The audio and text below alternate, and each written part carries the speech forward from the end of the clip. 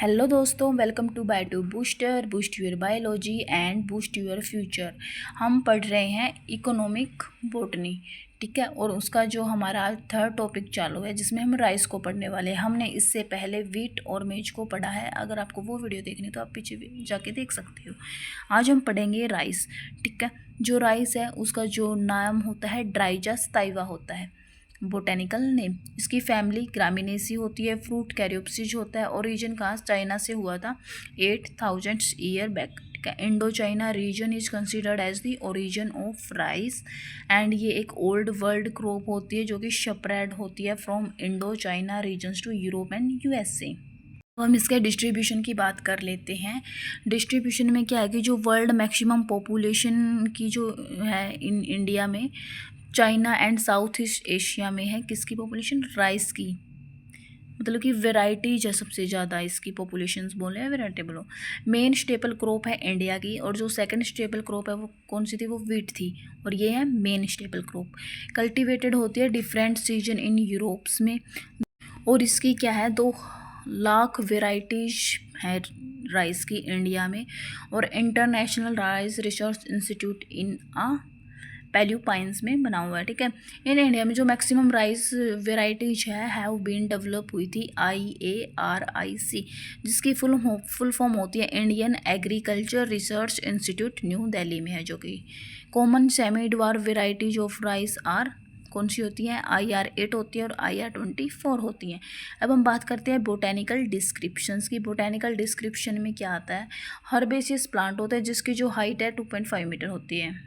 इसकी जो स्टेम है वो सॉफ्ट होती है, अंडरग्राउंड में होती है एक्जिलरी बर्ड, और जो क्या देती है, राइज करती है न्यू ब्रांची को, जिसे हम टिलरिंग बोलते हैं। लीव्स लॉन्ग होती हैं। Inflorescence is spike of spikelet. Fruit caryopsis होते हैं जिसे हम क्या बोलते हैं, ग्रेन्स में बोलते हैं, ठीक है। ग्रेन या सीड बोलेंगे कैरियोप्सिस को। कल्टीवेशन देख लेते हैं। जो कल्टीवेशन है इसका मतलब कि कैसे उगाई जाती है, कॉमनली ग्रो खरीफ क्रॉप होती है, इसे इंडिया में बोलते हैं।